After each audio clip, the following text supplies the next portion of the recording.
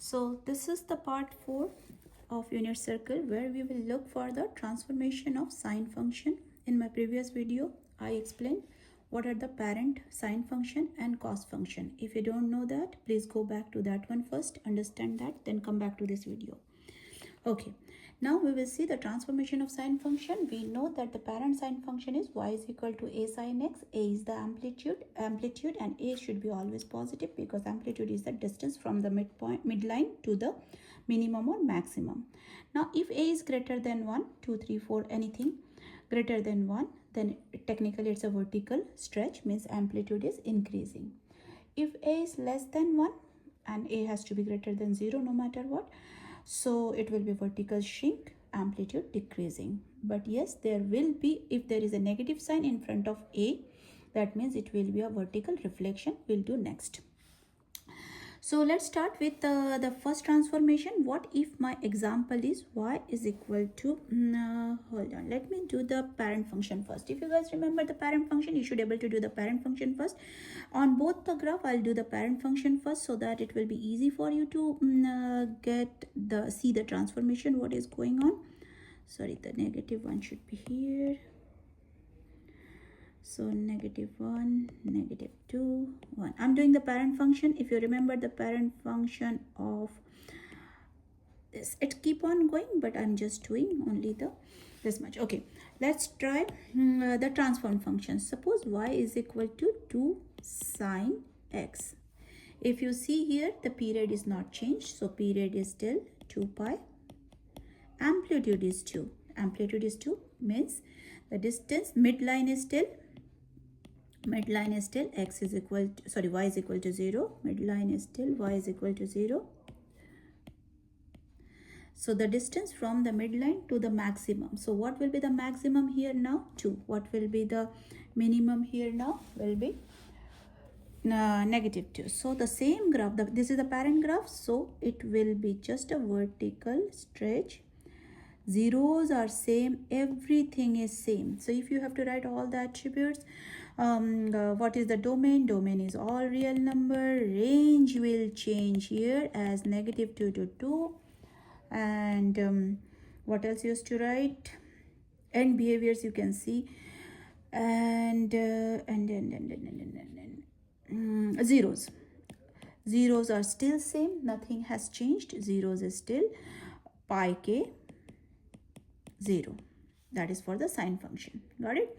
So there is no change other than the amplitude. So it's you can say vertical stretch by 2 technically, or otherwise the amplitude is 2. So if you see the parent function, it just stretched up. Now let us do some other example where we will see shrink. I need some other color. Okay. Now I will do y is equal to half sine of x. I hope it is okay, half sine of x. Again, if you see, I have not changed anything on the period, so period will still remain 2 pi. Midline is still y is equal to 0. Only the amplitude is half. Amplitude is half means it will go here and here. Again, if I will draw the parent graph later. So amplitude, that means the maximum and minimum will be just negative half and half will be just here. So the graph will be something like this. Oh, it's looking so weird. It gone little down. I should have. Okay. So it will be little here. Something like this. I know it's not like uniform. Manually I'm doing it.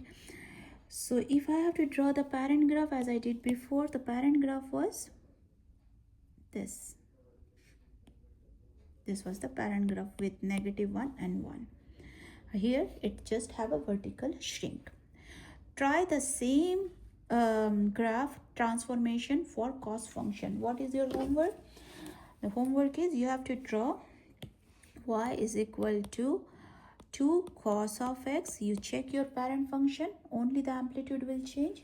And the second, this is first homework. Second homework is y is equal to half cos of x. Try this two first, then come back to the video for some more transformation. Okay, I'm erasing this. We will do some horizontal shift vertical up and down, and then some horizontal shift. Let me go vertical up and down. Okay, next we will be doing sine function. Change in period we are not doing, we just do the vertical up and down. Vertical up and down is very easy. So suppose again our parent function is y is equal to, this time I'm just taking a normal parent function sine of x plus 2. So that means if it is not sine of x, if it is just x squared plus 2, what transformation you would have said? It said that, oh, the quadratic function is moving up by 2, right? The same thing will happen here in the sine function. What do I mean by moving up by 2? Let's see. Let me erase this.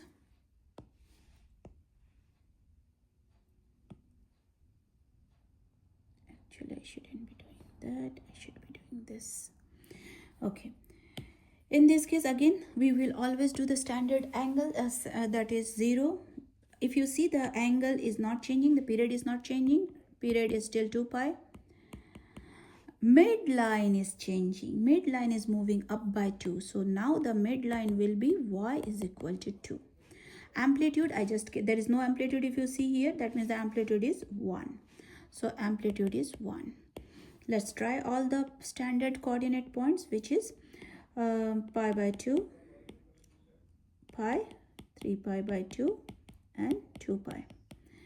And now our midline is moving up by 2. So your midline will be here. This one will be your midline. So your midline is y is equal to 2. Now all these points will be here on the midline. So just to show the points on the midline, I will just put those points here. Like this. And amplitude is still 1, means the graph, if this is 2, this will be 3, and this will be 1. So my maximum point will be here. You can mark the zeros if you want. Zeros will be here, here, and here. And your minimum, maximum, this will be maximum, and this is minimum. Now you can draw your graph. You can leave it with the arrowhead because it's a continuous graph. There is no domain restriction here. So see, the whole graph just moved up by 2. So midline has changed and up by 2. You can do the same example. Your homework is work the same for the cosine graph. Y is equal to cos x plus 2. Check the standard graph of cosine in my previous video. Okay, the same thing will happen if it goes down. Minus 2, the whole graph will go down. That is the vertical shift up and down. Now let's look for the change in period. What will happen? This is something not very nice, but I will do my method, which will make it really easy.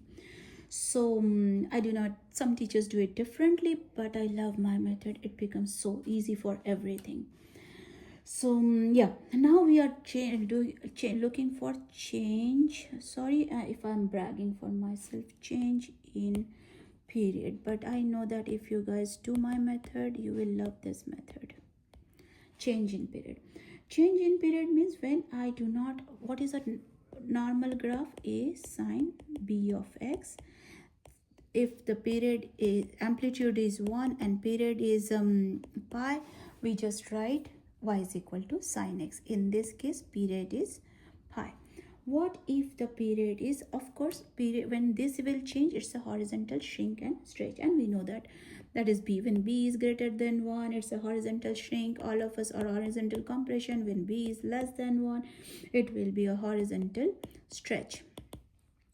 We know this transformation. Let's see what will happen if my example is y is equal to sine of half. Observe it carefully, okay?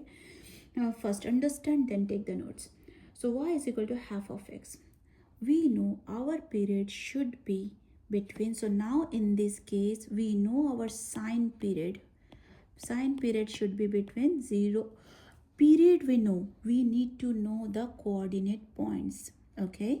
Because it is going to stretch. Instead of within 0 to 2 pi, it's going to increase. Now I'm picking an easy example. Going forward, you're going to do some critical examples. So if you follow this method, that will be really easy. So what I'm doing, see, we know that the period for sine is 0 to 2 pi. So 0, here the period is half x, so I'm writing half x and 2 pi. and we know I do not need half x, I need x.